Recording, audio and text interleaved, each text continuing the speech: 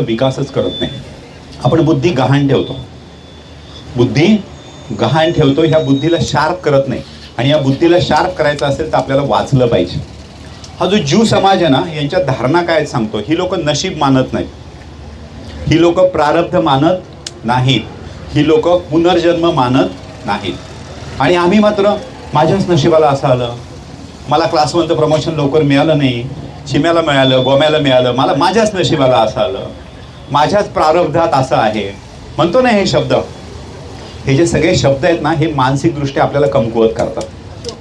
काही नसतं, ह्या सगळ्या ज्या गोष्टी आहे यातून आपण आपल्याला कमकुवत करत असतो. त्यामुळं नशीब, प्रारब्ध याच्यावर विश्वास ठेवण्यापेक्षा स्वतःच्या बुद्धीवर विश्वास ठेवा. आणि ही जी बुद्धी आहे, कुणी कोणाची चोरू शकतं का? नाही. कुणी कोणाकडनं गहाण घेऊ शकतं का? नाही.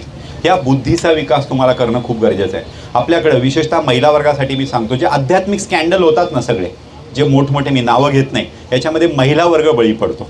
जेवढे आध्यात्मिक स्कॅन्डल झालेत याचं कारण, तुम्ही त्या प्रवाहात गेल्यानंतर तुमची बुद्धी गहाण ठेवता. तुम्ही बुद्धी गहाण ठेवता, बुद्धीचा विकास होऊ देत नाही. समोरचा सांगेल ते बरं आहे नाही, काही याचा विचार करत नाही. सश्रद्ध याने तुम्ही त्यांना सरेंडर होता आणि त्याच्यामुळे तुम्ही फसता.